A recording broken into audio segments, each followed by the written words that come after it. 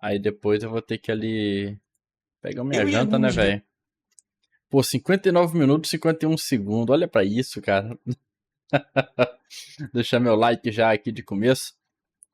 Falando isso, eu vi um tweet do Takumi enferrujado, velho, hoje, mano. Olha que coincidência, parando pra pensar agora. Acho que foi ele falando do Igoi, mano. Eu não lembro quem ele falou do Igoi. Foi algum tweet falando do Igoi. Eu esqueci o que era. Enfim, a rebeldia de Eureka 7 e suas péssimas sequências. Aqui é qualidade full. E vamos embora, velho. Eu e animes de mecha não olhamos olho no olho, sabe? A gente se encontra nas mesmas festas, a gente puxa assunto às vezes, mas geralmente não nos relacionamos além do superficial. E se você me acompanha faz um tempo, isso não chega a ser novidade. Eu acho o Evangelho muito porta de entrada para apreciar qualquer coisa que vem dali. Eu já interagi com uma penca de crinjola com síndrome de adolescência tardia que se projeta no Shinji, então isso não me ajudou a ter mais respeito pela obra. Darling the Franxx.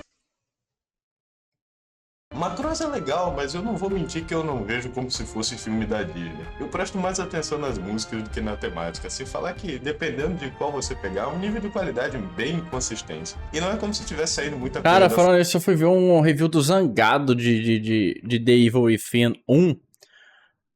Eu peguei sem spoiler, né? Porque eu ainda não terminei o jogo. É porque, cara, eu tô achando muito ruim a gameplay, cara. Eu falei, pô, é só. Será que aí um problema sou eu, velho? Que a gameplay tá uma bosta desse boneco, velho? O Zangado esculhambou o jogo igual eu também, velho. Esculhambou entre aspas, né? Esculhambou a gameplay. O jogo é bom em outras questões, como Survival Horror, ele é muito bom. Ele funciona em outras coisas. Mas, pô, o boneco é cansado, cara. Porra! Mano, tu leva um tapa, o cara. Ele tem que. Ele tem que se alongar pra cima, pra baixo. Ai, peraí. Agora tem que sentar. Dar aquela respirada. Uma perna primeiro. Aí, enquanto isso, o bicho tá te comendo. Aí, outra perna. Agora eu vou levantar. Ai, deixa eu estalar o pescoço aqui. Aí, enquanto isso, o bicho tá te macetando. Pronto, agora sim, já levantei. Pode continuar. Aí isso morre. Cara, isso, porra.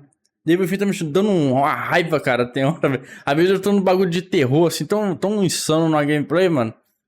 E. Porra, eu fiquei muito puto, cara. Às vezes que. Fora que a gameplay cansada do jogo me faz eu quebrar a imersão, velho. Às vezes tá num bagulho muito doido ali, tenso.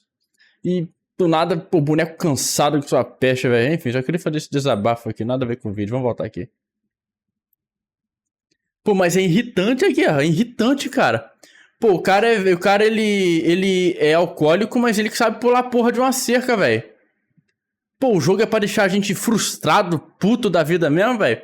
O Zangaro até comentou sobre isso, que questionaram, né? Pô, mas você disse que lá em Resident Evil, não sei o que lá, que ele falou, você disse que era proposital. Sim, mas tem limite. Porra, é foda, mano. Não é possível que o cara, sei lá, leva um tapa e fica agoniado. Como é que esse cara é policial, porra? Meu Deus do céu. Não dá pra upar. Não dá pra upar o boneco ser bom. Assim, porra, o cara. Dá pra você upar estamina, pra ele correr mais. Aí sim é explicável. Agora o boneco levar um tapa e ficar 50 minutos caído no chão enquanto o boneco te mata, isso aí, né, não tem como upar isso aí. Isso aí é problema do jogo. Pô, o jogo tem muito problema de gameplay, cara. Puta que pariu. E outro problema que ele citou lá também, e eu achei até que era eu errando os tiros. Mas foi bom ele ter citado aquilo lá, que aí eu percebi que o problema não sou eu, é do jogo. Você atirar na cabeça do zumbi, o tiro atravessar a cabeça. Eu penso, pô, tem como tu upar a precisão do tiro, né?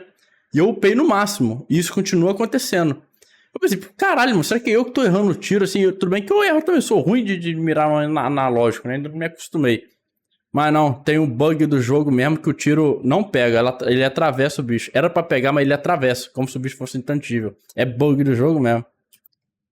Macross é Pô, o jogo legal, tem uns mas eu não vou problemas que mentir que eu irrita, não velho. vejo como se fosse filme da Disney. Eu presto mais Mano, no atenção cu. nas músicas do que na temática, sem falar que, dependendo de qual você pegar, o nível de qualidade é bem inconsistente. E não é como se tivesse saído muita coisa da franquia depois do Macross Delta. Ganda tem o mesmo problema de inconsistência, mas comigo é um caso curioso onde tudo me interessa em Ganda, menos os mechas. Eu escuto o diálogo e o comentário político e tô completamente de acordo, mas quando começa as brigas de Gunpla, eu sinto como se eu estivesse vendo um G.I. Joe japonês e me seguro pra não cair no sono pensando em formas melhores de ilustrar aqueles conflitos. Gurren Lagann é ok. Em certos pontos é muito foda, mas eu acho a segunda metade um tanto quanto o retorno. Cara, falando em bonequinho, eu acho que eu sou um privilegiado por ser pobre, velho.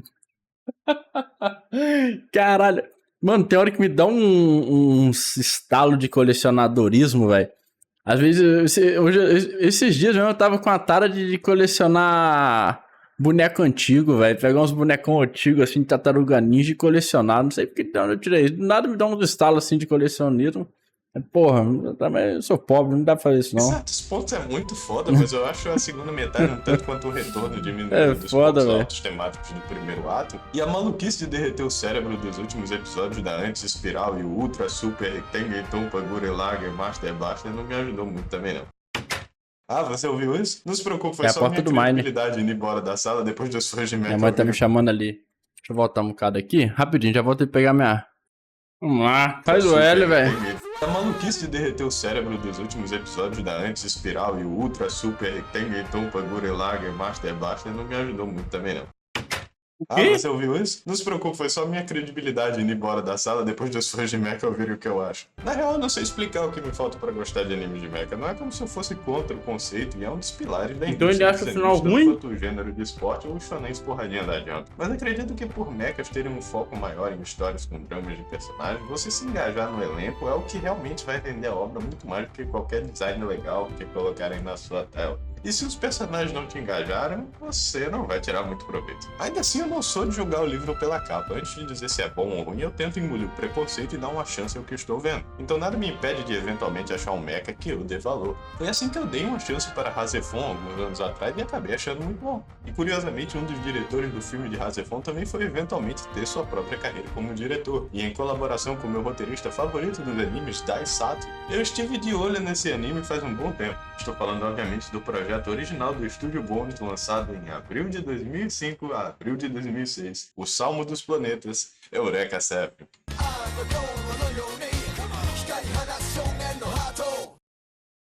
Deixa eu te levar para o ano de 2005 por um breve instante.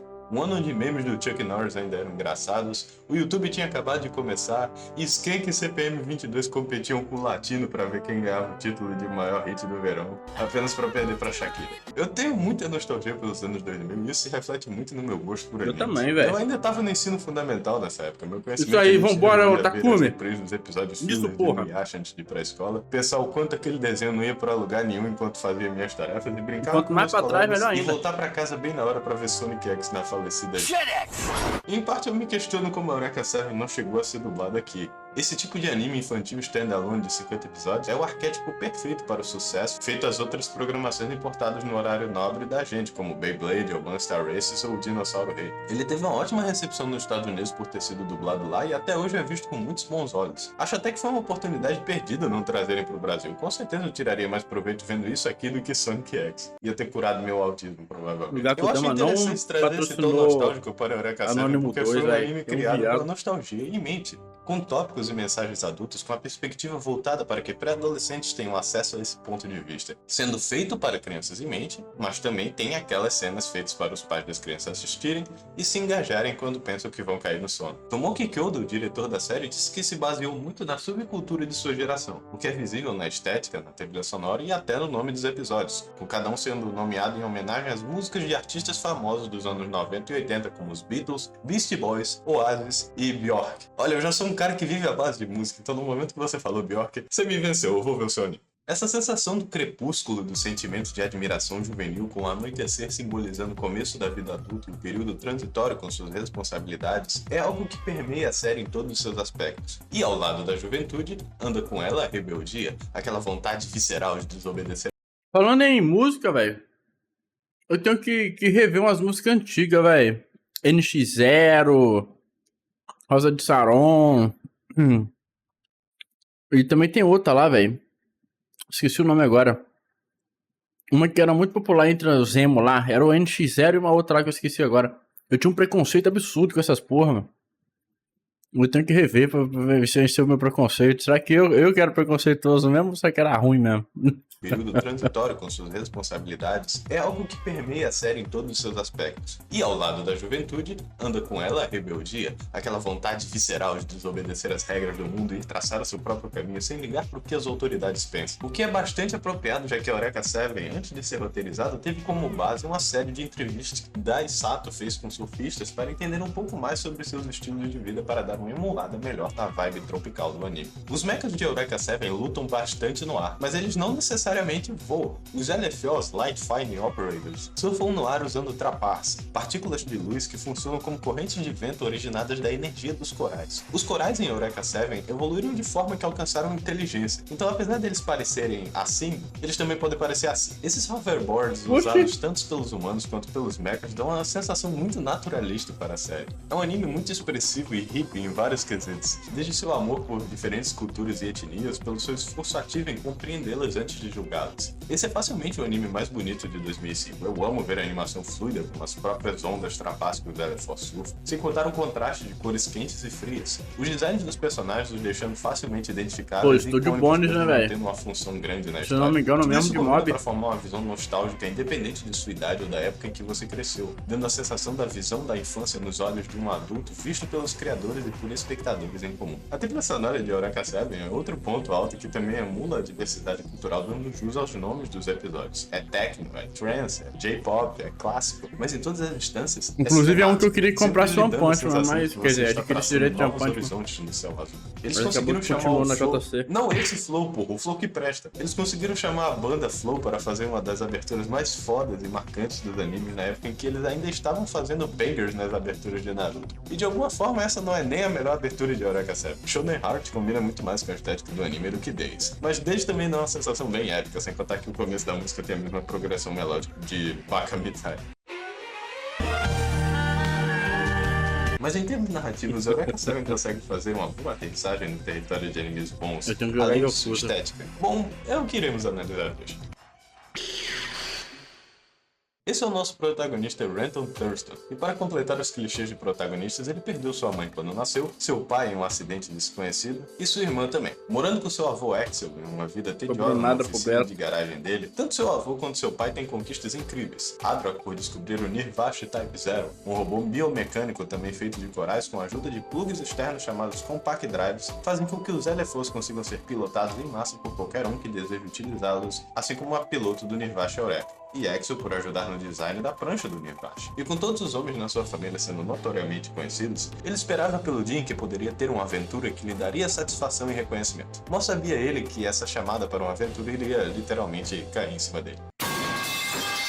Essa aspirante a Rei Ayanami aqui é a Eureka. Só tem uma delas no show, então não me pergunte porque o nome do show é Eureka Seven. Considerando que ela é mãe com o tamanho e a idade dela, o nome do anime devia ser Shareka. A Eureka é a única que consegue pilotar o Nirvash sendo drive. Ela faz parte de um grupo de lutadores pela liberdade conhecidos como Gecko State, com seu líder Holland Novak sendo um desertor das forças militares das Federações Unidas. Eles têm a reputação de serem super rebeldes entre os jovens, com direito a seu próprio fotógrafo e publicador da revista Ray Out, romantizando suas vidas de celebridades dentro da nave Gecko. E com Adrock sendo o pai do Renton, somado ao Nirvash precisar de reparos de um profissional, ele se oferece para ser o técnico oficial do Gecko State e se juntar à causa deles. Só tem um pequeno probleminha com isso: ninguém respeita o Renton. Por eles estarem sempre fugindo de combates diretos com a Federação e caçando recompensas para reabastecer os combustíveis, eles acabam não precisando do Renton para muita coisa, e dado a idade dele e ele não ter nenhuma outra utilidade, ele vira o capaz que faz tudo do grupo. A única pessoa que não abusa de sua autoridade em cima dele é a Eureka, e com os filhos dela tratando ele mal por ver como os outros se comportam ao lado dele, nem assim ele tem muito descanso, assim aprendendo a lição de que nunca vale a pena conhecer seus heróis. Na maioria das vezes, a vida glamourizada que eles têm é balela,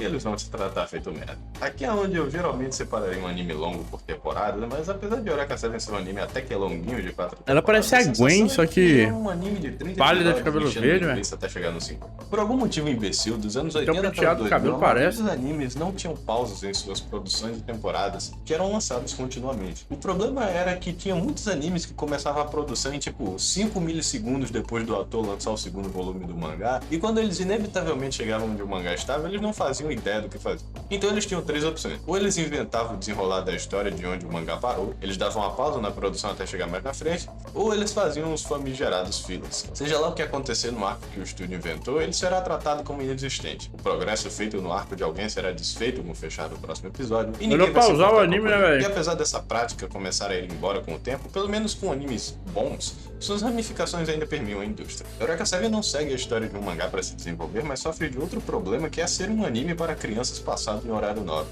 Esses geralmente têm a produção notoriamente cabulosa, porque eles nunca sabem se vão ser estendidos ou cancelados, a não ser que seja bem em cima da hora. E somado com o medo de fazer um arco muito elaborado quando a audiência infantil pode muito bem se perder por não poder ver o próximo episódio ou o passado, eles tinham que encher linguiça de alguma forma, nem que fosse fazendo a reprise de episódios passados. Ou tendo um episódio onde eles não faziam praticamente nada de interessante, além de ensinar uma das personagens a usar maquiagem. Por isso, assistir a Eureka Seven às vezes me dá uma sensação de que estou surfando uma onda com o formato de um dado. Vez após vez, o anime entrega cena após cena que me faz ter certeza de que podia ser um dos shows mais fodas da história da animação, mas entre esses momentos é menos como se tivesse uma linha de continuidade, mais um leve gesto apontando para o próximo episódio interessante lá na frente. E eu perdoaria essa encheção de linguiça se fosse algo mais orgânico, se começasse como algo mais bobo e com baixas consequências e fosse eventualmente escalando para algo sério, mas é um zigue-zague completo na direção dos episódios. Então, É o que eu falo.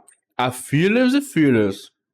Filler bom pra mim é aquele que desenvolve personagem, o que acrescenta a trama de certa forma. E existem os fillers que são literalmente fillers mesmo, né? Que não acrescentam porra nenhuma, são totalmente aleatórios. Porque dependendo de como for, até não me incomoda, tá ligado? Até curto. O foda é que 90% desses fillers são ruins, né? Não é divertido, não acrescenta nada, né? São só foda-se, né? Isso que é o problema.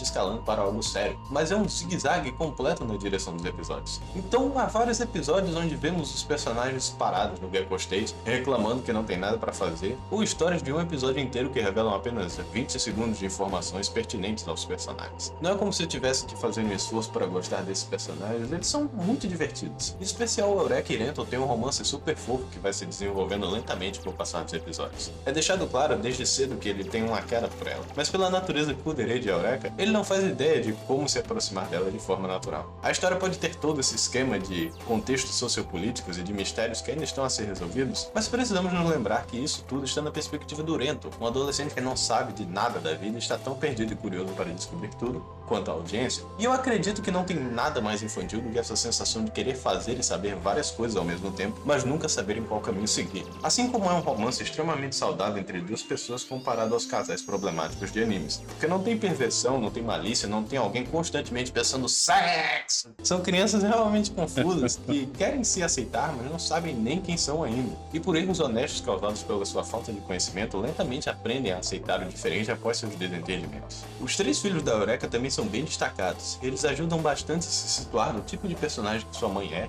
enquanto dando para Renton o desejo primordial masculino de ser pai de criança. As crianças foram vítimas de uma grande guerra e perseguição religiosa que aconteceu no mundo deles com um grupo conhecido como os Vodarak. Por eles venerarem a Terra e acreditarem que as origens da vida vêm da força natural da Terra, dos corais, isso ia contra a ideia das Federações Unidas, que acreditavam que os Vodarak eram idólatras do inimigo, causando o extermínio já que seu grupo virou alvo das forças militares na qual Tauro, Holland e Eureka trabalharam. Sim, desde jovem Eureka fazia parte das federações por ter sido encontrada na mina onde Adrock achou Nirvash, com Holland sendo responsável por ela após o desaparecimento de Adrock. O evento que foi conhecido como o Primeiro Verão do Amor, uma tragédia que acordou os corais agressivamente que fizeram eles entrarem em guerra com os humanos também. Então nessa batalha de três facções, os Vodarak encontraram força e finalmente vencem seus criadores e criaram uma resistência terrorista em cima deles. E foi com essa premissa que Eureka começou a invadir cidades e matar os pais de Link, Mater e Maurice. Mas sentindo pena deles ao ver o terror que estavam sentindo, decide adotá-los e dar para eles uma chance de sobreviver após se dar conta das monstruosidades que estava fazendo. Algo que tem consequências dado que ela retorna várias vezes a territórios Vodarak. E mesmo com Holland tendo deserdado as federações pelo bem da Eureka, eles não têm exatamente por onde correr. Então eles servem como uma ponte muito legal para o amor de Eureka e Rento florescer. Como a Eureka é uma versão humanoide dos coralianos, ela serve como um reflexo do ambiente e das interações humanas que ela tem em seu círculo. Se ela vê apenas a guerra guerra e a frieza, ela será um soldado frio e sem emoção. Mas ao conhecer Renton, ela vai se abrindo e transformando-se numa esponja de amor e compreensão após saber como lidar com suas emoções e sua identidade, independente dos tropeços no caminho. Infelizmente, eu não posso falar o mesmo do elenco de apoio. Com certeza tem muitos personagens, eles têm designs muito marcantes, mas se fosse para dizer o propósito deles na história, dá para resumir eles em uma frase, Cis. Alguns personagens de apoio até complementam essa mensagem, mas não com consistência. Tomemos como exemplo Talho e Holland. Como Nirvash tem 2 acentos e Eureka, sendo uma coraliana, consegue ser a única a controlar o bicho, Holland espera ser aceita ao usar o Nirvash com a aprovação de Eureka, mas por ela ter esse interesse e apego pelo Renton, é ele quem acaba usando o Nirvash, e ele não aceita isso muito bem. Descrever a reação de Holland como um exagero é um eufemismo e meio. Uma coisa é você dar um tapa na criança, o Holland por poucas vezes não fazia aqueles ataques especiais de Yakuza no pobre do moleque. Sem provocação nenhuma também, só bastava o Renton contrariar o que ele falasse ou fazer uma simples pergunta que ele já tomava na cara. São muitas poucas vezes que um homem adulto é justificado em bater numa criança, então ver Holland fazendo isso repetidamente por pura birra é algo que dificilmente vai agradar a audiência. Eu mesmo demorei até o final do... Já dizia um Gold, criança sofrendo? É 10. Repetidamente por pura birra é algo que dificilmente vai agradar a audiência. Eu mesmo demorei até o final do anime pra achar que ele se redimiu, e até ali eu esperava ele continuar um babaca. Acaba que ele ainda continua um babaca, mas é revelado um pouco dos seus motivos. Ele se relacionou com a irmã do Renton antes do começo da série e viu ela ficando cada vez mais obcecada com o desaparecimento de seu pai, pesquisando sobre os corais e o fenômeno Seventh Swell, que aparentemente destruiu tudo ao seu redor, incluindo seu pai quando aconteceu. Holland acaba ficando com raiva do pai do Renton e, por consequência, o próprio Renton. E somado com o motivo anterior, fez com que ele tivesse um ressentimento que virou ódio. O relacionamento de Eureka e Renton tem um certo paralelo com o de Talho e Holland, tendo aquela comparação generacional de como a geração mais nova é sempre vista de forma inferior pela mais velha, enquanto na mesma proporção é esperado fazer tudo melhor. E apesar dessa quebra de expectativa ser elaborada no desenvolvimento dos 4, eu deveria falar dos 3, porque eu sinto que a Talho, assim como muitos dos outros ali, estão de enfeite na nave. Se eu tivesse que elaborar meus pensamentos sobre ela, seria, pelo amor de Deus, mulher, sobe essa calça. Porra, ficou pior. Eu acho interessante que ela tem um redesign. A Eureka mesmo passa não só por um, mas 4 designs durante a história. Geralmente o design do seu personagem principal é algo japonês que tem que se é manter fiel ao foda. papel de referência dado para os animadores. Se um redesign tem que acontecer, ele precisa ser sutil, e se não for, ele precisa ser delegado a uma transformação. Algo que poderá ser deixado de lado para o formato original poder voltar alguma hora. Mas os redesigns da Eureka 7 para a Careca 7 na moral, original, aquele design preto do Ichigo ali é sensacional, mano. Eu queria que o personagem fosse assim. Acho muito foda, velho. poder voltar alguma hora. Mas os redesigns da Eureka 7 para a Careca 7 conseguem ser drásticos. Pra mim é um design mais farmador de áudio do Ichigo, né? Que a própria Eureka tem durante sua aventura. Mas esses designs não compensam personagens esquecidos. Por exemplo, tem o Matil, que pela roupa dele parece que ele é brasileiro, e isso é o mais marcante que eu consigo dizer sobre ele. Ele, assim como os outros do Gekko State, dirigem seus próprios LFOs, mas nenhum deles tem alguma cena que se compara a qualquer momento da Eureka ou do Renton no Nirvash. Tem o Stoner, ótimo nome, que também publica a revista Rayout e suas fotos, e também é o máximo que tem pra falar dele. Mundog, parece ele gosta de Guevara. fazer sexo com a namorada no meio de um lugar velho abandonado com a possibilidade dos colegas dele o encontrar. Também não lembro mais de nada. Misha, a médica do time, e é só isso que ela é. Yep, ela com certeza é uma médica. O Gonzi é a coisa mais WTF dessa série. Ele passa o tempo todo fazendo porra nenhuma na nave, você vê a borra do chá e fica no tapete dele. Aí no final da história a gente descobre que ele é um dos únicos outros humanos coralianos, além da Eureka e da Anemone, que tava esse tempo todo ali só pra testar a moralidade humana e depois some pra provar como testemunha que há bondade na Terra. Tá bom? Ok. O Gekko State não precisava de 18 pessoas. Eu acho que se tivesse 10 pessoas teria mais foco e menos distrações. Eu já vi animes com elencos maiores sendo mais marcantes para o público com bem menos episódios. Talvez porque eles ainda têm que equilibrar isso com personagens fora do Gekko State e a criação de um mundo que eles nem expandiram ainda. Dewey Novak, irmão do Holland, é o manda-chuva das Federações Unidas e o responsável pela perseguição dos corais e a destruição da humanidade. Sabendo de uma antiga teoria sobre o limite da vida que diz que uma quantidade muito grande de vida inteligente no planeta eventualmente irá destruir a realidade, e com seu ódio sobre os corais e vontade de mostrar-se superior a eles, ele está disposto a destruir toda a humanidade e o resto da vida desde que sobrem alguns humanos vivos em troca do extermínio dos corais. Ele na última temporada tem um arco muito bem executado sobre sua família, com alusões sobre o livro O Ramo de Ouro de George Fraser, que por ser uma crônica sobre as primeiras religiões humanas da sociedade e suas crenças e rituais para purificar a Terra, o fez acreditar que o mesmo era necessário para fazer os humanos pararem de sacrificar a Terra para os corais em troca de sua segurança. Por isso ele tem um projeto de criar humanos que têm a mesma conexão com os Elephos como a Eureka tem com o Nirvash, criando humanos modificados geneticamente para emular os coralianos. A única que sobreviveu a esses experimentos foi a Anemone, e ainda assim ela precisa de medicamentos constantes que afetam seu estado físico. Pô, mano, tem uns elementos aqui que me lembra meio...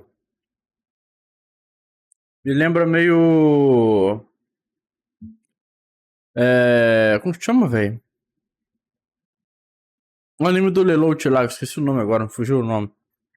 Me lembra um pouquinho, cara. Os mechas, guerras assim de facções. A questão de... Aqui no caso é uma menina android, né? Lá tem uma menina também parecida, só que eu não lembro se ela era android. Code Geass. É a menina que tem um Geass, né? E dá poder de Geass pro Lelouch, né? Tem uma semelhança em algumas coisinhas, obviamente diferente. Aqui é coral, tem umas loucuras assim, diverge bastante. Entre as divergências tem alguns pontos parecidos, tá ligado? Experimental apenas para pilotar o mecha dela naturalmente, com as únicas pessoas que cuidam dela sendo seu serviçal e interesse amoroso Dominique e esse texugo cagão chamado Wilbur. Caso você ache o relacionamento de Renton e Eureka e seu amadurecimento emocional mútuo um pouco meloso demais, Dominique e Anemone são o relacionamento mais fé nas malucas que tem aqui. E apesar de Anemone ter seu arco com começo, meio e fim muito bem executado com direito a seu próprio Nirvash chamado The End, Dominique acaba ficando um pouco perdido nessa história. Ele tem vários encontros que fazem ele servir como um contraste a Renton de forma mais direta, com ele até indo conhecer o vovô Axel, mas apesar de ter um conhecimento mais próximo de quem o Renton é, isso não vai a lugar algum. Tem cara de ser um arco abortado que se perdeu em reescritas. O mesmo vale para alguns dos encerramentos que salientam a normalidade e irmandade e interações do elenco que só não vemos no anime. E eu vou chegar nesse argumento de que houve reescritas durante a produção do anime, mas antes eu gostaria de falar de alguns exemplos soltos sobre alguns episódios isolados que acabam tendo mais presença temática e emendando as pontas soltas da narrativa de uma forma muito melhor que os próprios arcos dos personagens. Eu falei que a Eureka era como um W mais cedo, e o ponto de subida vem justamente quando Holland expulsa Renton do Gecko State. E o Renton, tentando sobreviver sozinho, tenta descobrir o que ele consegue e o que ele pode fazer sem seu time. Andando sem rumo, ele acaba encontrando Will e Mark,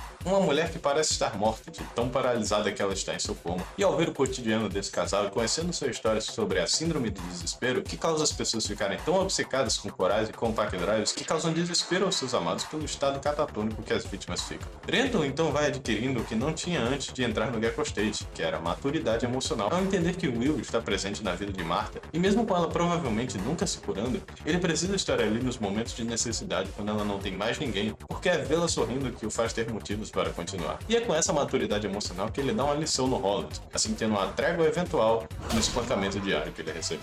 E isso tudo acontece no melhor arco do anime, que é quando o Renton é adotado por Ray e Charles Binks, um casal que infelizmente não pode ter filhos porque o incidente Seventhwell deixou o Ray infértil, fazendo eles terem uma raiva dos corais e da Eureka por saber que ela estava envolvida no que ocorreu. Juntando-se então com as Federações Unidas para destruir o Gecko State, eles coincidentemente se encontram com o Renton sem nenhum dos dois saberem das afiliações dos outros. Vendo que ele está perdido, eles decidem adotá-lo e tentam criá-lo como um filho, onde Renton não só momentaneamente cogita abandonar o Gecko State, mas também vê uma realidade onde teve seus dois pais presentes em sua vida. O que pega em um ponto fraco quando ele vê como é bem tratado, tendo boa comida, sendo servido ao invés de servir, basicamente o total oposto do grupo que ele tinha acabado de fugir. Com o compasso moral de Renton ainda ativo, eles trabalham com a recompensa para transportar uma menina Vodarak doente antes dela morrer para sua terra prometida. Renton protesta ao ver que ela ainda está viva e que ela precisaria apenas ser tratada no hospital, e apesar de ser mandada a respeitar as crenças das religiões deles, Renton não acredita em pós-vida e rapta ela para levá-la a um bom atendimento. Mas por aquela cidade ter um histórico de ter sido bombardeado por Vodaraks, uma menina em coma é vítima de violência, porque ela serve como um bode expiatório, no qual as vítimas dos ataques terroristas podem alcançar.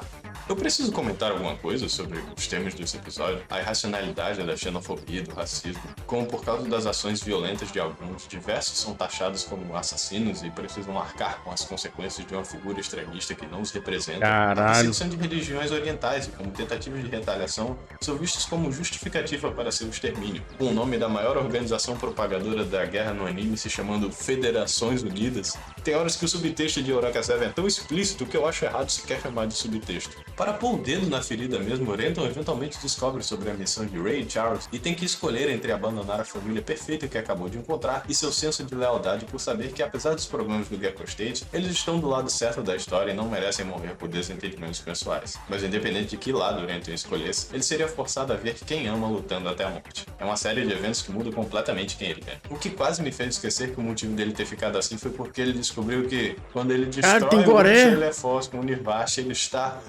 matando pessoas. Renton, você tem que entrar no mecha pra pilotar ele, e você já viu os outros do Gekko State fazendo a mesma coisa. O que você achava que tinha dentro dos robôs? Os ursinhos carinhosos? O anime decai um pouco de novo, porque logo depois disso, Eureka 7 volta a ter progressão espaçada e agir como uma criança com déficit de atenção. O exemplo mais Pô, me irrita, velho. O tal da personagem boneca inflável, velho. Passada e agir como uma criança com déficit de atenção. O exemplo mais absurdo é no episódio 39. Tava na reta final com a putaria pronta pra começar e eles decidem fazer um episódio do Gekko State jogando bola pra melhorar o trabalho em equipe deles. Tem personagens principais morrendo na tela e Dewey revelando a verdade sobre o seu plano final pra destruir a Terra e a gente tá vendo Super 11 com skin de Eureka 7. É tão ridículo que chega a ser hilário.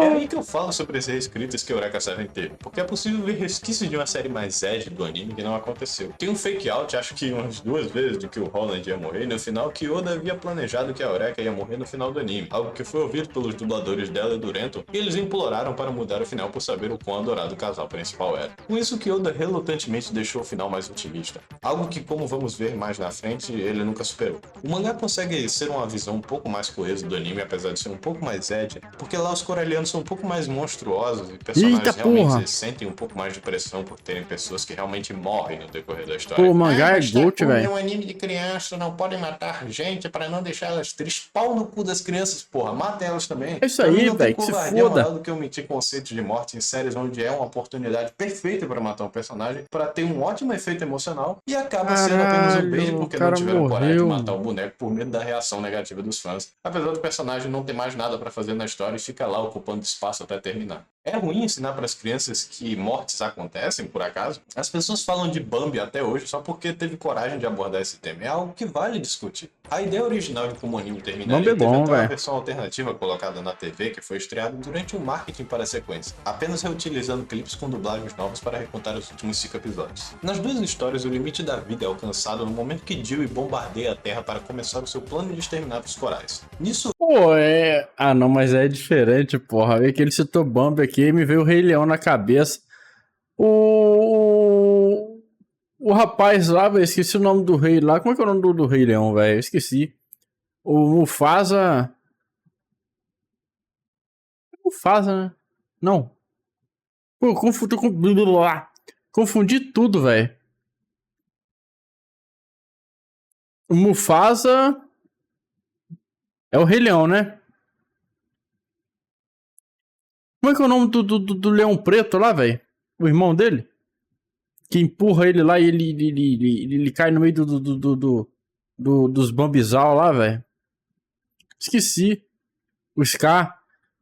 O Mufasa morre nessa cena, né? Se não me engano. Ô, tô maluco.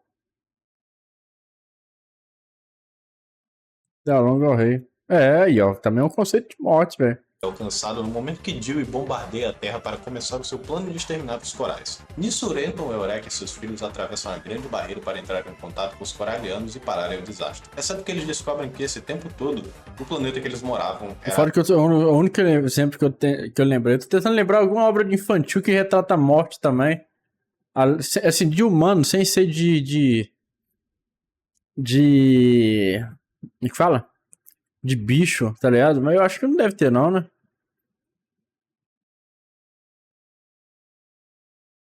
Acho que não deve ter uma obra infantil assim. Não é uma morte muito gráfica, né?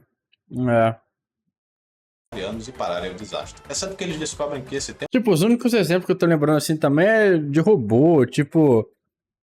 O Gigante de Ferro. Que na verdade ele nem morre, né? Tem um como chama? Cliffhanger, né? No finalzinho ali. Mas enfim. Tem Ai. É. Ele morreu, mas não morreu. Tem aquele do. Ai, mano, só que esse é mais recente. Caralho, como é que é o nome, velho? É de um gurizinho que ele tem um Baymax. Acho que o nome do robô é Baymax, um negócio assim. Baymax. Só que não é uma morte, né? Ele é deixado pra trás, né? No caso. Tem um Baymax, pô, essa do Baymax é de doer o coração, velho. Ele desmontou, né? Pois é. Essa do Baymax é de partir o coração. Mas também não é uma morte. Realmente tem, assim, um desenho infantil de, de infantil de que retrata a morte, assim, de fato, assim, de humano, humano mesmo, né?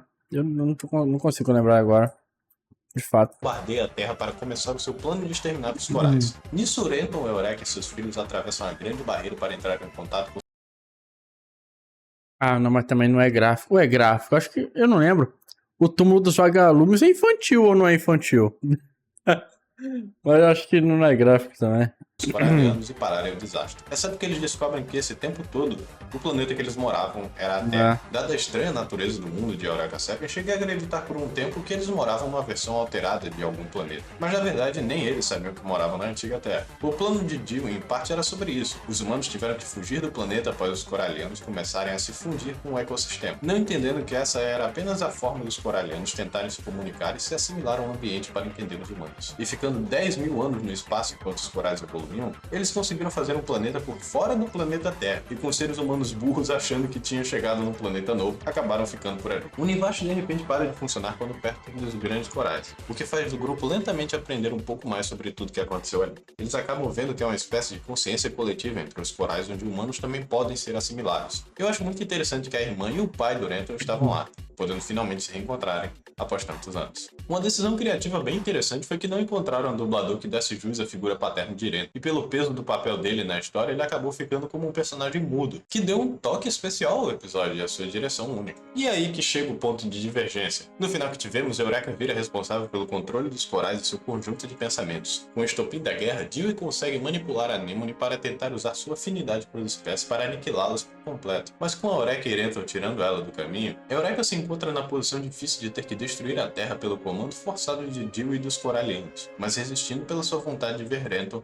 e os filhos que tanto ama. Esse impasse dá tempo de Renton conseguir alcançá-la e deixar o Nirvash no lugar dela para fazer a escolha. E com o Nirvash sendo um ser vivo com suas próprias vontades que acompanhou essa resistência do grupo do Gecko State e considera a vontade dos seres humanos, ele decide unir Eureka e Renton enquanto separa o mundo dos coralianos e dos humanos para que os dois possam viver em paz. O nosso casal sumindo, mas depois de todas as dificuldades, estando finalmente juntos. No final alternativo isso não acontece, deixando o romance inconclusivo para dar uma ênfase na mensagem de que, talvez não estejamos prontos para um entendimento e uma responsabilidade maior com a personificação da natureza por termos a abusado tanto. Mas isso não impede um progresso de ser estabelecido futuramente. Então Eureka usa 7 eventos chaves de sua memória com a humanidade para prevenir o fim do mundo. Mas isso acaba fazendo ela desaparecer, assim dando sentido ao nome Eureka 7. Apesar de tudo estar salvo, Eureka e Renton não podem celebrar juntos. Mas Renton se mantém confiante que um dia eles irão se ver mais uma vez. Eu gostei mais desse final, por ter um toque maior de realismo na mensagem, mas a execução do final original foi o suficiente para eu não me incomodar com a mudança. De qualquer forma, tanto o romance quanto a temática da história é resolvida,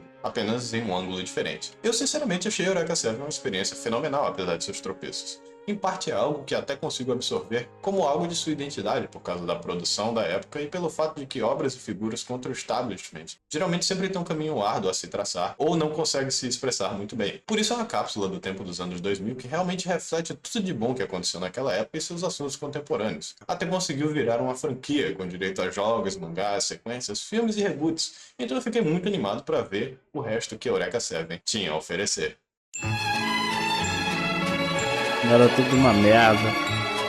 3 anos após o término de Eureka 7, recebemos um filme que mantém o padrão de ter nomes baseados em músicas, Pocket Full of Rainbows, que imagino que por ter medo do fantasma do Elvis Presley e processar o estúdio Bonds por $1 bilhão, no ocidente foi chamado de Eureka 7, Durmam Bem, Jovens Amantes. Pessoalmente eu teria nomeado como Eureka 7 Bolso Cheio de Bosta, porque é um bom resumo para o que esse filme é. Esse filme possui várias adições e mudanças desnecessárias para a história da série de TV que você chega a se perguntar do motivo dele ter sido feito. Inicialmente eu pensei, ok, é um filme de Eureka 7, deve ser um compilado das partes cruciais do plot amassados numa sanduicheira para caber no formato de 2 horas. Ah, quem me dera que fosse isso. Uma coisa que eu devo mencionar foi que esse filme saciou minha dúvida de como seria se Eureka Seven tivesse sido dublado no Brasil. E a grande resposta é...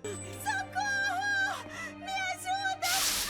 Ai, tá doendo! Confirmado. Retorne para a base imediatamente. Renton, por favor, me ajuda! Uma merda. Eu não gosto de desmerecer o trabalho de dubladores, especialmente os mais novos, agora que está entrando mais gente pra dublar do que antigamente. Mas a direção daqui deixa evidente que todo mundo só tratou isso aqui como mais um dinheirinho extra no bolso, e dada a qualidade do produto, eu não culpo eles. Então vou deixar algumas palavras de despedida, que devem ajudar você. As palavras são: Eu fiz de tudo pra te avisar! Por que você se envolveu nisso, Renton? Toda vez que eu escuto a dubladora da Eureka Parece que tá meio ruim, né, velho?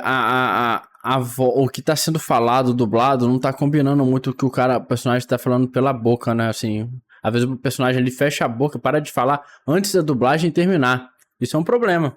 Hoje em dia já arrumaram isso, né? Hoje em dia você adapta, assim, você troca às vezes as frases ali, né? Pega um que tem o mesmo sentido, porém também uma frase mais curta, pra poder caber ali, né, velho? Ou então alonga um pouco uma frase pra caber ali, tá ligado? Então isso aí hoje em dia já melhorou bastante essa questão aí. Isso aí antigamente de fato era um problema, velho. forçar a voz para dar essas esganiçadas, minha garganta arde por ela. É. Eu não sei porque quando eles são crianças, eles falam como se não tivessem dentes. Nirvash, não! Larga ele! E a dublagem tá ruim de fato, né, velho? Falar assim não te deixa Tá mais ruim. juvenil, gente. A voz não tá Só faz combinando. você falar igual o Nando Moura imitando o garoto espertinho. Garoto Tem também os espertinho. problemas de adaptações dos nomes, como Ai, Dario ai. e Roland. Depois assassinou seu guardião, Roland Novak. Dálio! Dálio! Dálio! O que foi, Porra, Dálio? Fica caralho. muito difícil levar esse filme a sério quando ele usa outra pronúncia para Roland se você é uma pessoa com fácil acesso ao Adobe Premiere que foi criado à base de YouTube Pulp.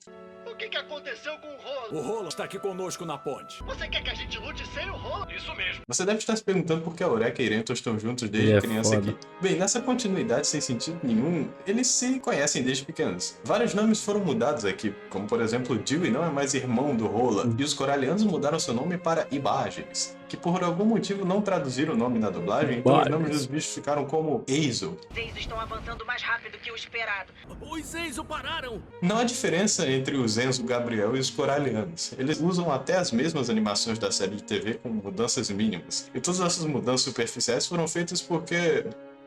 Boa pergunta, na verdade, eu não sei por que mudaram isso. Geralmente eu tento procurar hermenêutica nos animes que se oferecem a ser mais intelectuais, mas nenhuma das mudanças aqui tem um propósito lógico. Eles só estão ali atrapalhando o material original. E você tem que aceitar que a história é assim porque o diretor do filme quis que fosse assim, e foda-se. Não tem o que entender, só é mal feito. Por algum motivo, o Caralho. Dominic é o cuidador da Eureka e do Renton quando crianças, e ele morre logo no começo do filme. A Anemone é uma velhaca e o Nirvash vira um bichinho de pelúcia que fica falando uki-u. Como assim, Mukyu? Eu acho que essa explicação eu sei de por que eles queriam vender algum boneco do Nirvash fofinho de face marcas. O pessoal do Gecko State são meio que os vilões da história. Tem alusões à Arca de Noé e à Terra do Nunca do Peter Pan por causa de um experimento que o Dewey desse universo fez, também implicando que ele é pedófilo. Fizeram eles envelhecerem 3 vezes mais rápido do que o normal, assim deixando eles mais novos do que o Renton nessa continuidade. A Eureka, na verdade, esse tempo todo era um robô expiatório usado para o Enzo Gabriel, que se queimava no sol fazendo o Renton ter que matar membros do Gecko State porque eles tentaram estuprar a Eureka para mostrar que ela realmente tinha um corpo... Meu Deus do céu. No final do filme, pra acabar essa Que putaria isso, toda, a Eureka cara? vira uma menina de verdade usando MacGuffin, sei lá o que, pra trazê-los para um novo mundo onde não tem nada, a custo de deixar a Eureka de cabelo longo e retardada. Mas aí, pelo menos ela tá junto com o Renton, né? Que bom. Você conseguiu. Não acredito. Tem tanta coisa Que aqui isso, que você cara? se pergunta, por quê? Por que você faria isso? Parece que Kyoda estava tentando fazer a história mais complexa do que ela realmente podia ser. Então a ideia dele de deixar as coisas mais complexas é deixar elas mais difíceis de entender, colocando elementos que simplesmente não cabem na narrativa. A única coisa que se manteve intacta foi o romance da Eureka com o Renton, mas a que custo? É tipo fazer um hambúrguer maior, fazendo ele crescer para cima ao invés de crescer para os lados. E quando você vê, fez uma torre de Jenga cebosa que sequer parece um hambúrguer. É ridículo, é idiota, é sem sentido. E o pior de tudo é uma perda de seu tempo. Eu só espero que a O seja um pouco mais fiel aos conceitos da obra por ser uma sequência direta. Eureka 7 AO é estranho. Em um ponto de vista inicial, realmente parece uma sequência superficialmente fiel ao anime original. Tem uma ótima direção, os episódios também têm nomes de músicas, as cores são vivas e a animação Cara, é bastante... foda que eu já esqueci que isso tudo que desse filme aqui tem material no mangá pra fazer? Ou é só invenção do estúdio mesmo? Porque, cara, isso me cheira muito, né? Assim, quando às vezes, pô, tá dando grana, tem dinheiro. Pô, mas não pode acabar assim, velho. Inventa um bagulho aí, velho. Vamos lucrar, espremer essa obra até o talo, tá ligado? Parece muito isso, mano. Tem uma ótima direção, os episódios também têm nomes de músicas, as cores são vivas e a animação é bastante fluida. Parece ruim Eles até demais chamaram mesmo. a banda Flow de novo para a segunda abertura. Claramente foi uma produção de alto orçamento no quesito visual e sonoro. Mas quanto Só- mais episódios vemos, mais eu me sentia que algo estava gravemente errado. E ao chegar no final, só pude lamentar pelo quão decepcionante O conteúdo do mangá veio depois. Ah, e no caso dos filmes aqui, o filme não é original, não? Ah, a live caiu, velho. Ei, caramba, você que tá me assistindo aí no YouTube, momento pra deixar o seu like, se inscrever aqui no canal se não for inscrito. É isso aí, meus amigos, muito obrigado pela força. É isso aí. Se você não me ama, então não me ligue. Ai, caralho, velho. Pessoal da live vai entender porra nenhuma que eu tava falando aqui, velho. Só vendo o vídeo depois. Voltou, né? O que eu tava falando mesmo? Então o anime é original. Aí depois veio o mangá, né? Acho que narrou as coisas que aconteceram no anime, né? Então... E os filmes? Os filmes é conteúdo original também? É, né? Porque se o mangá veio depois... Sei lá.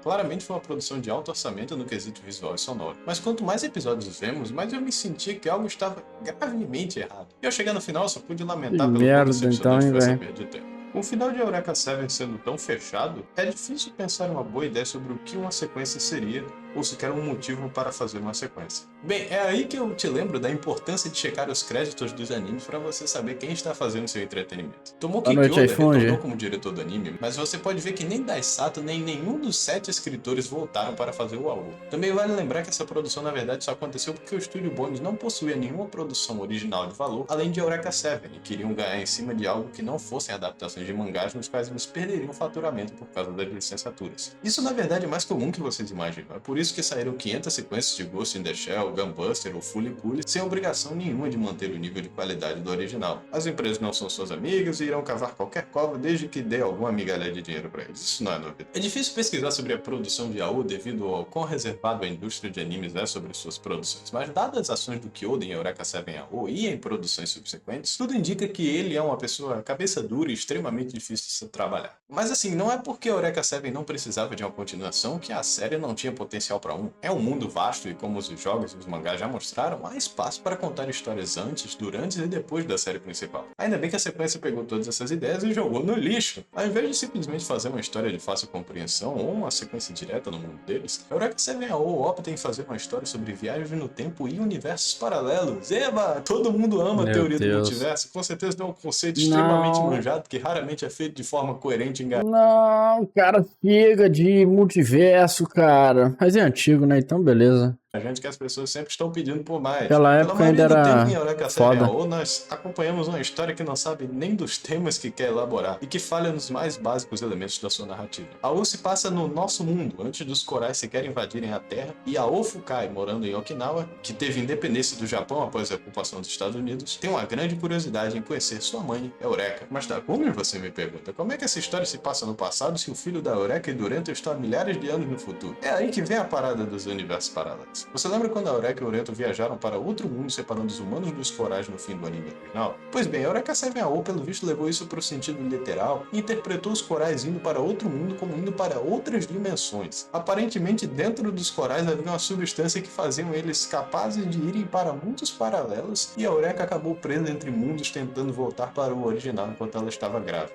E agora os Meu corais, não os coralianos, os corais, em nenhum momento esses bonecos aqui pegaram as formas que tinham no original, estão vindo para o passado. E com isso temos um novo inimigo ameaçando o planeta, os Secrets, que parafraseando a explicação que deu no anime, são as células brancas do planeta e...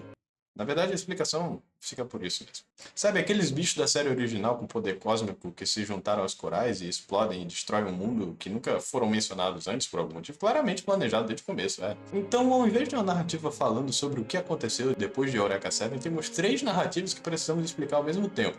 O mundo do passado do AO e ele tentando procurar a mãe dele, o mundo do futuro e o que aconteceu com a Eureka e a relação quase inexistente que existe entre o original e o AO, sem contar a explicação dos Secrets e como eles irão derrotá-los nesse universo. Era difícil só fazer uma história normal? Põe o AO sendo criado pelo elenco que conhecemos e vemos como o pessoal reage com ele amadurecendo, tentando se comparar a Oriental enquanto uma nova ameaça está por perto, não é mais simples assim? E o pior é que esse anime não tem o tempo de 50 episódios para estabelecer todas essas relações e personagens de seus mundos como o original. A AO só tem 24 episódios, então qualquer momento dramático e tenso que eles tentam fazer com os personagens acaba sendo extremamente raso e inconsequente porque você não viu nada significativo com eles para se importar. Demora um total de 12 episódios apenas para a Eureka ter uma aparição física nessa jossa. Então passamos por um bom tempo vendo o AO querendo achar a mãe dele e tentando ajudar sua amiga Naru, que aparentemente tem uma asma causada pelos corais que se fundiram no seu corpo. Ela é pega por um personagem misterioso chamado Truth. Os nomes desses bonecos têm a sutileza de um personagem do Kojima, como podem ver, que tem a capacidade de se transformar em qualquer pessoa. E eu achei uma ideia muito legal Kojima até ver que a gênio. forma que ele decide manter é desse boy aqui. Tantas opções e você escolheu o medíocre. É engraçado que a Naru parece ser alguém que tem uma profunda amizade com a AO, mas no momento que ela é oferecida uma chance de ser curada, ela abandona ele de primeira para ficar com o tio. A história meio que para por aí, porque depois que o AO é pego pilotando Nirvash, ele é adotado pelo substituto do Gekko State desse mundo, o Generation Blue. Esses personagens são extremamente esquecidos, a presença deles se resume a falar tecno blá blá blá para esconder que não tem nada de importante. Por algum motivo, há várias outras regras que são muito bem estabelecidas no original que são completamente mudadas no AO sem motivo nenhum. Por exemplo, tem esses IFOs substituindo os LFOs do original, onde eles dizem que só crianças podem dirigi-los porque as crianças estão mais acostumadas com os trapaços, por seus corpos jovens terem uma conexão maior com a natureza. Que? Não seria mais fácil colocar adultos ali como tinha antes, já que eles têm um treinamento decente e têm uma ideia do tipo de pessoas que são antes de colocar Não, uma velho, arma o numa anime criança? original é bom, cara. Aqui ele elogiou, apesar de alguns problemas aqui e ali, é um bom, a experiência dele foi boa, tá ligado? Agora, aqui ele tá falando dos filmes, porra. Os filmes é uma bosta. Treinamento decente e tem uma ideia do tipo de pessoas que são antes de colocar uma arma na Ó, a guerra, no caso, as eu crianças têm uma gosto conexão do maior AO. com a natureza exclusivamente se elas estão menos tempo no mundo. Quer dizer que alguém que mora numa floresta sabe menos dos trapazes e dos corais do que os pilotos? A verdadeira explicação é óbvia. A maioria dos mechas tem crianças e adolescentes pilotando robôs, então eles queriam copiar as normas do gênero colocando gente da idade do AO ali. Mas nem isso faz sentido, porque se o ponto é ter compatibilidade com os trapazes dos corais para derrotar os Secrets, isso não faria a Naru a melhor piloto em potencial ali, já que os corais estão se fundindo com os seres humanos? A gente sabe pelo original que eles só estavam fazendo Dexter isso era para bom pra tentar se caralho, comunicar com os velho. humanos, mas Laboratório agora de eles Dexter. só estão matando gente mesmo e prejudicando todo mundo. A Eureka vai falar disso Era ele que eventualmente, tinha a né? irmã chata lá também, né? A propósito, o nome super criativo, né? AO. Não é de Astral Ocean, mas é de AO, entendeu? Rosinha da- Em japonês, bagulho azul. loirinha. Tem muitas obras sequências que ficam nessa ereção meia bomba de não saber se fazem algo original ou se ficam vivendo de alusões nostálgicas à obra original. E nas duas instâncias, eles perdem na comparação por não saber se diferenciar. Os personagens aqui são extremamente sensáveis e esquecíveis porque, de novo, a história não tem direção nenhuma. O único personagem que eu lembro do nome, além do Truth, o AO e a Naru, é a Helena Peoples. E é porque ela é Ou insuportavelmente esse negócio de... irritante. Eu tenho, né? esse preconceito com obra que segue a mesma linha do tempo, cara. Eu tenho preconceito, eu tenho que vencer, velho. Eu até, assim, eu até me dou o braço a torcer que evolução é bom, né? Tipo, uma birra que eu tenho com o Boruto é a evolução tecnológica em Boruto. A birra que eu tenho com Avatar, Lenda de Korra, é que a evolução do mundo lá, tá ligado? Pô, eu tenho um pouco disso, é porque, pô, o original, o primeiro que eu assisto, eu tenho uma memória daquele mundo tão foda, aí quando aquele mundo começa a mudar, se modificar, me dá não é uma agonia a palavra, me dá sei lá, parece que não é o mesmo mundo que eu amei, velho. Eu gosto do mundo do jeito que ele é, cara. Porra, é igual aqueles velhos, tá ligado? Aqueles velhos antigamente que se é velho é antigo, né? Mas assim, aqueles velhos que você senta pra conversar com eles e falam assim, na minha época não tinha nada desses prédios aí, que era tudo pasto, era bom pra caralho, tá ligado?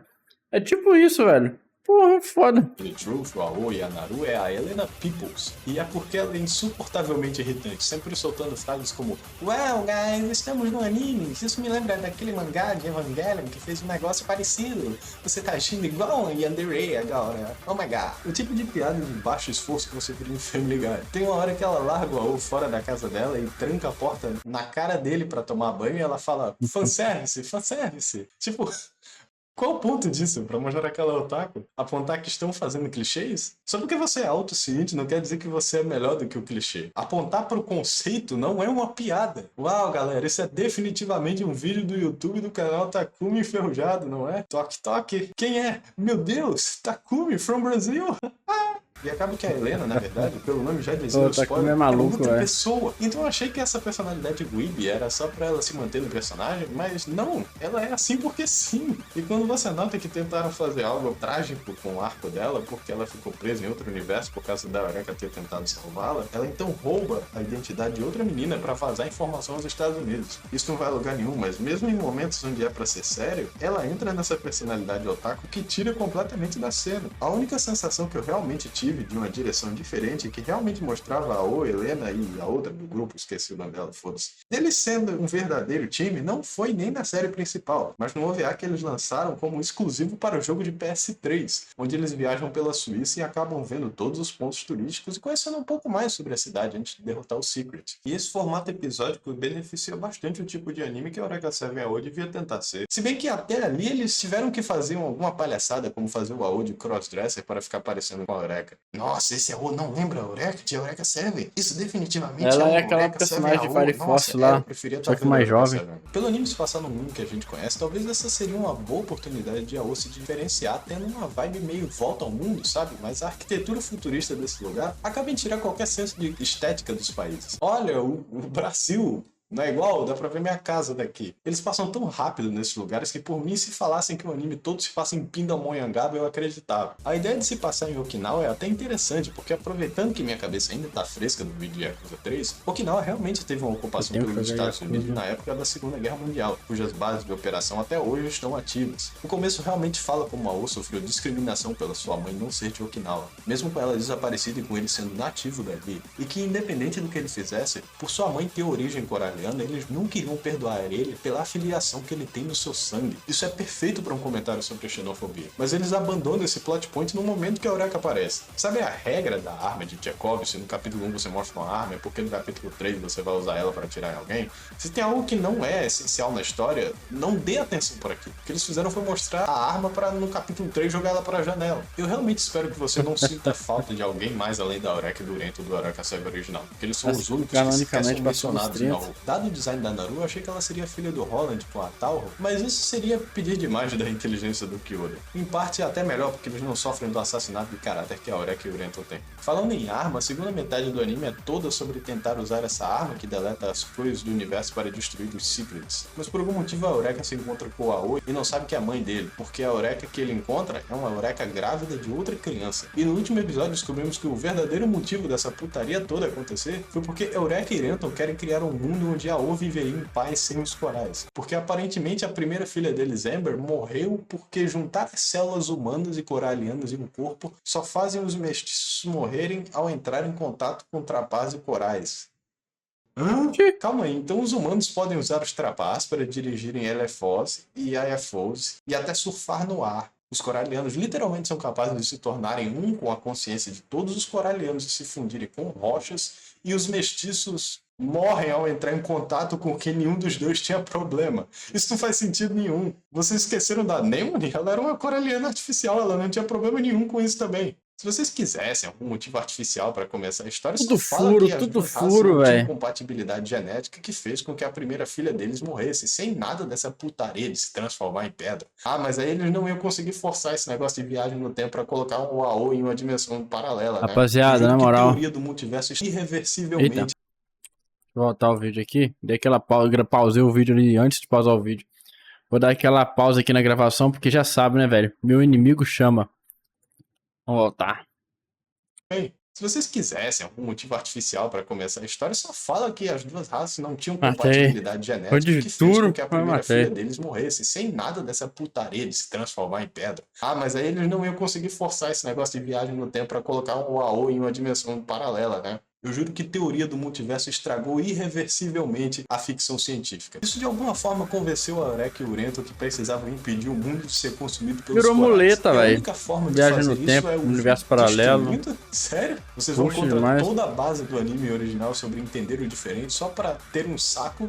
Ótimo, que final incrível que ajuda na continuidade entre as obras. O amor nunca vence contra o ódio. Dewey estava certo. A única forma de resolver conflitos entre os estrangeiros é matando todos eles. Ótima ideia! Sério, se vocês estão afim de escrever uma história e você tem a oportunidade de contar ela sem precisar usar de viagens no tempo ou universos paralelos, faça sempre. São poucas as histórias que usam de viagem no tempo de forma que não causam paradoxo, porque é muito fácil esquecer de uma falha na lógica durante a reescrita. Aqui mesmo não faz sentido, eu não ligo de que universo paralelo esse Renton veio. Ele nunca diria que é pra matar coralianos. Então quer dizer que se o AU no final usa uma arma que deleta coisas da existência para os corais pararem de existir, isso não quer dizer que eles deixaram de existir em outros universos também? Se os corais não existem agora, quer dizer que eles nunca existiram, o que impede a Eureka de existir ou de ficar presa no espaço-tempo ou dos eventos do anime original acontecerem que culminavam no nascimento do AO? Meus parabéns, você criou um paradoxo do avô. Na real, esquece isso, eles não conseguem nem seguir a própria continuidade, eles acabaram com os corais e consequentemente com os trapaços no episódio final. Mas o último momento do anime é o AO pulando no universo e começando a surfar. Como é que você vai surfar no ar se não tem trapaz, porra? Você vai morrer!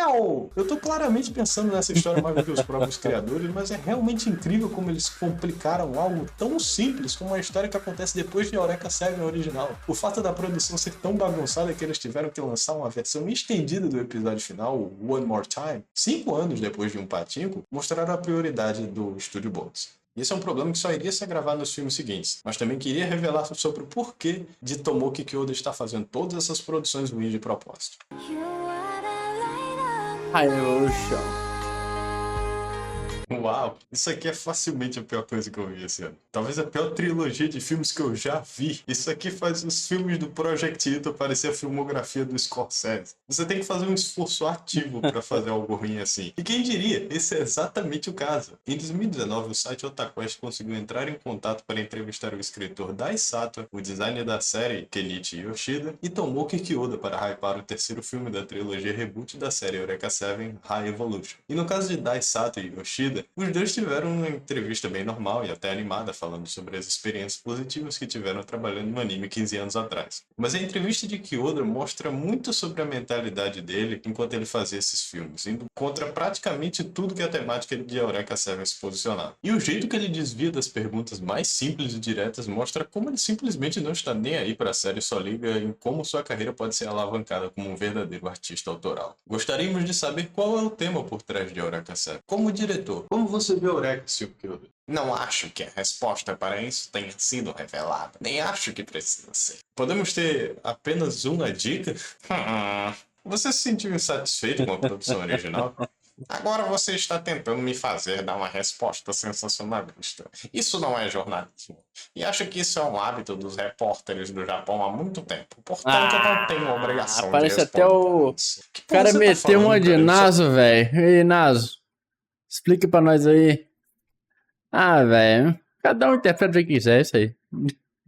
Porque nem o cara sabe. Tempo. Portanto, eu não tenho obrigação de responder. Foda. Que porra você tá falando, cara? Ele só fez uma pergunta, brincando, bastava velho. responder sim ou não. Detesto me repetir, Isso é um mas meme, não pra quem não acredito sabe, né? Antes que haja dizem que eu tô necessidade espalhando fake de deixar news. claro um tema. A série de televisão original Eureka Seven não tinha um tema direto. Tem se falado muito sobre contracultura na série, mas também não foi a base sobre a qual seu mundo foi criado. Não me importo com todos esses equívocos, mas eles são mais uma razão pelo qual quero distanciar esta série atual de tais alusões. Anime não é uma indústria onde você pode colocar Eu vi isso em as algum opiniões de vídeo e uma eu fico pessoa na brincando tela. com isso. Não seria uma tarefa fácil colocar meus próprios sentimentos atuais na tela. O que mudou nesses 15 anos é que agora me sinto preparado para construir uma configuração onde possamos nos Isso aproximar aí. desse nível Você de não autorismo, entenderia. juntos com meus Não, mas dá uma amigos do dica. estúdio. Nossa, não Cara, adianta, você não vai entender. tem tanta coisa errada nessas falas dele que eu não sei por onde começar. Ele fala como se por causa de contratos e produções é impossível falar de uma coisa só e fazer um filme ou uma série de TV sobre suas emoções. E a forma de provar isso é ir contra tudo que a história original tinha em termos de identidade. Identidade que não foi ele que fez, foi o Daisato que foi entrevistar surfistas. Então claro que ele não vai achar significado na cultura que a série original demonstra, claramente mostrando que o time dele era essencial para ele ser um bom diretor e não o contrário. É por isso que eu falo da importância de saber sobre o staff dos trabalhos dos outros. As pessoas acham que só porque um anime é dirigido por algum nome renomado, ele vai ser automaticamente bom. Quando não, é uma pessoa só que se responsabiliza por uma produção. Lembrando que o One Punch Man tem bons animadores, velho, né? Por mais que o diretor ali é... Você pode ter o melhor Foda. time nas suas mãos, mas se você for um diretor incompetente que não quer fazer algo que preste, nada bom vai sair dali. Exatamente, velho, é foda. O animador pode até tentar dar aquela salvada, mas o diretor é o cabeça, né, velho? Porra, foda. Essa visão corporativista e utilitarista reduz tanto o que uma arte pode ser que faz Kyoda parecer contra qualquer espécie de expressão artística. Sim, é difícil empurrar sua visão e mantê-la intacta em uma indústria tão cruel quanto a de animes. É fácil olhar para o mar de secais genéricos e falar que a indústria morreu, mas você jogar a toalha e falar que você precisa de uma trilogia de filmes baseados na sua melhor obra para vender sua carreira e transcender o que veio antes, é uma ideia tão idiota. É igual quando o editor do Akira Toriyama disse que Dragon Ball não é sobre nada. Claro que você pensa isso, seu imbecil. Você é um engomadinho que só liga pro número das vendas. Eu não sei se o Kyoda sabe disso, mas os trabalhos antigos dele... Falar é fácil, me fala aí. O Dragon Ball é sobre o quê? Qual é o objetivo do Dragon Ball? Qual é o começo, meio e fim? Assim, qual é o rumo da história? Me fala aí, fala aí, fala aí, fala aí. Porque jogar assim, o pessoal fala que Dragon Ball não tem história. Isso aí é besteira. Tá, mas me explica aí. Naruto, tu já entende. Quer virar Hokage. One Piece, Reis dos Piratas. Eu nunca assisti Bleach, mas deve ter também. Né? O Ichigo deve ter alguma motivação. E o Goku? O cara só tá vivendo ali, velho. É isso aí. O Dragon Ball é live service. Não, é isso mesmo, live service, né? Não, live service, ó. Ficando maluco. Live service é negócio de jogo. Eu esqueci. Slice of Life, né? Ou Slice of Slice, um negócio assim. Porra, é isso aí, a gente tá acompanhando. Isso, Slice of Life. Sabe disso, mas os trabalhos antigos dele, toda a carreira dele, na verdade, é arte. Não interessa se você fez algo atemporal e revolucionário para o seu gênero ou um pedaço de bosta. Tudo aquilo... Eu tô brincando, gente. É porque, de fato, assim, eu tenho que assistir Dragon Ball pra saber, né, de fato, assim, qual é a trama ali e tal. É porque eu só assisti Dragon Ball quando criança, então, assim, minha memória é muito vaga.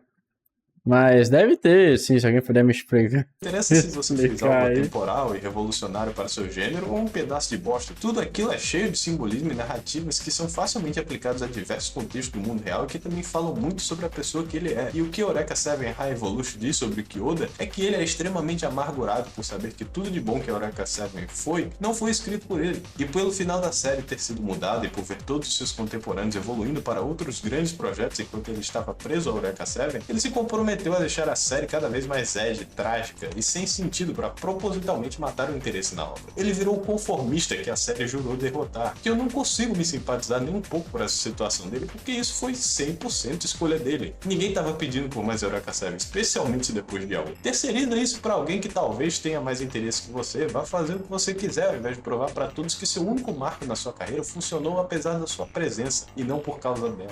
Então, basicamente, 12 anos depois de Eureka Seven terminar, porcaria que foi Eureka 7AO, o Estúdio Bones queria voltar para uma produção mais segura, anunciando meio que um soft reboot e o que Pocket Full Rainbows era para ser. Uma versão recontada dos eventos-chave do anime, colocando alguns elementos novos para consertar alguns problemas que haviam na obra, para atualizá-la para um público novo. Ou pelo menos foi assim que o marketing mentiu para os fãs. Talvez isso te lembre de outro projeto que prometeu fazer um reboot da sua obra mais famosa, e que surpresa não é que Tomoki Kyoda acabou fazendo storyboard trabalhando para o primeiro filme dos reviews de Evangelho. É quase como se ele tivesse copiado todos os conceitos na cara dura, achando que ele possuía a mesma capacidade de direção do que o Steph era. E por mais que doa dar crédito para o Hideaki Anno, pelo menos as ideias dele são bem mais originais e transformadoras de suas fontes do que o Tomoki Kyoda. Olha para esse pôster aqui, onde termina a inspiração e o plágio começa entre essas duas imagens. Por algum motivo, Kyoda falou que um dos temas que ele gostaria de abordar nesse novo Hayabusa ser sobre crianças que perderam seus pais, mas que podem crescer e acharem substitutos. Em primeiro lugar, mentira, nenhum dos filmes fala sobre isso, além de talvez o segundo e o terceiro, e ainda assim de forma muito indireta e merda. Em segundo lugar, isso está te lembrando alguma outra série?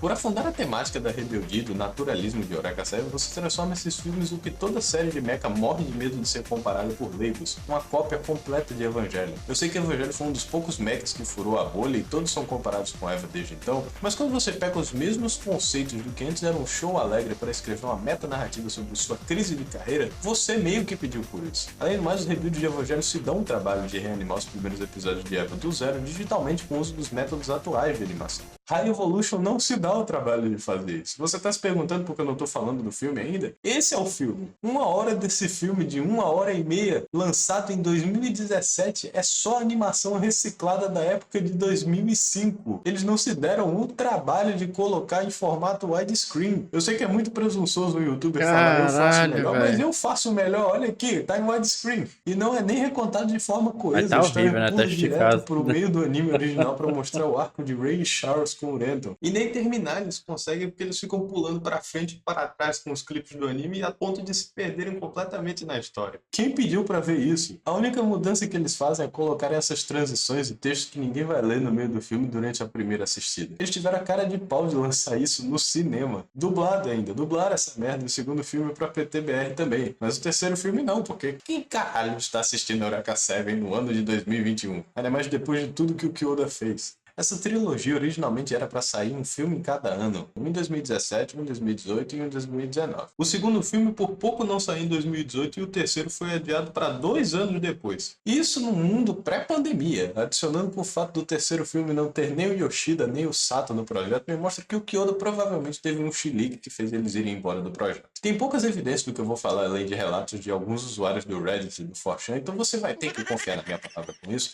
mas de acordo com quem foi para a estreia do filme, todo mundo estava vibrando de hype quando viu os primeiros 20 minutos de material original, que realmente são bem executados. É conteúdo original, eles mostram o pai do Renton e a Eureka no primeiro Summer of Love e até mostram um negócio chamado a Caixa Negra, que vai ser um plot point importante para o resto dos filmes. Mas aí depois, quando voltou para a animação reciclada, todo mundo começou a vaiar e sair do filme, que era provavelmente a mesma reação que a audiência japonesa teve. Mas as nos Estados Unidos tiveram coragem de fazer o que ninguém no Japão teve. Kyoda estava nessa estreia e ficou indignado. Isso provavelmente foi o motivo dele ter adiado o filme para reescrever. Ou melhor, nada te mostra como um verdadeiro autor de visão forte e incomparável do que refazer toda a ideia de filmes que você tinha na sua cabeça porque você recebeu justa crítica. O único outro motivo que eu imagino ele ter adiado esse filme foi porque ele quis esperar a Rebuild of Eva acabar para ver se ele coincidentalmente tinha alguma outra inspiração para tirar. High Evolution 1 ainda termina com um teaser falso para o segundo filme Anemone. Digo falso porque nenhuma das cenas aparece no segundo filme. E como eu duvido que ele tenha feito a mesma coisa que os filmes Rebuilds fizeram de propósito, pelo trabalho que dá para reescrever isso tudo só para copiar exatamente o trabalho que você está copiando, eu prefiro pensar que ele só reescreveu o filme de ódio, mas nas duas instâncias foi por incompetência. Tem também as imagens promocionais que implicam que o primeiro filme seria sobre a Eureka, o segundo sobre a Anemone e o terceiro sobre Irento. Não tem coisa melhor, é pior na verdade, né? Que cara arrogante, velho, que então, não o sabe único que realmente identificar os acerta erros. foi Mano. o segundo filme. Eu duvido que isso tenha sido intencional, porque esses filmes são muito incompetentes para fazer um marketing falso assim. Que a Anemone que vemos não é nem a Admite Anemone que errou, original foi da moleque. série, Que porque o porra de segundo CG é filme esse aí? começa no mundo real, aparentemente dando continuidade da ideia do AO de que o nosso mundo, tipo, o nosso, que eu e você existe, o mundo real, também existe nesse multiverso cagado. E a Anemone é tipo uma menina de verdade que perdeu o pai e está num experimento para salvar o mundo de 7 eurecas, entendeu? Que onda gênio!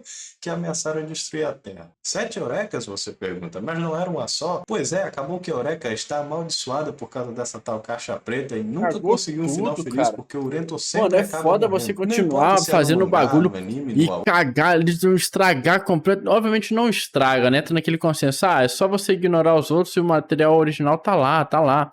O foda é que com esses filmes aí, ele meio que caga no conceito que o original criou tão bem feitinho, tá ligado? Isso que é pica, cara. É foda. É porque aí você não pode também, assim, sei lá, Ah, qual é a história? Você também não pode ignorar o filme, né? É canônico dentro da história, porra. E isso é que mata, velho. Caralho. Ou na Light Novel, agora todos os finais, aparentemente felizes, acabam sendo arruinados. Tudo é canônico e tudo é Você pode ruim. assim, Então ela acaba reiniciando o mundo meter até o chegar no foda-se, mundo real para ignoro. ver se É consegue do parar jeito isso. que Muito é lá no engraçado ver original como e que Oda foda-se o disse que filme. haviam técnicas de animações da série de TV que hoje são obsoletas, mas ele não tem problema nenhum trocar a resolução de widescreen para 4x3 para emular a Anemone indo e saindo dos universos. Ele também falou como o 3D ajuda muito para fazer técnicas de animações com mais praticidade, sendo que quase toda É uma animação desse merda. filme teve a renderização claramente inacabada, com os bonecos se mexendo a tipo 10 frames por segundo. Com certeza esse filme não foi rushado. Os animadores só não tiveram tempo para terminar as animações dele. É animação 3D, porra. Deixa essa merda renderizar. É só Meu você Deus. deixar o computador parado. Qual é a pressa? Ninguém vai ver esse filme horrível. O que Oda deve odiar o Dominic, sério. Não basta só ter matado ele off-screen no primeiro filme de Eureka 7. No Raevo, agora ele só não existe. Ele é um programa dentro do celular da Anemone que só vira real quando ela vai pra esse mundo paralelo.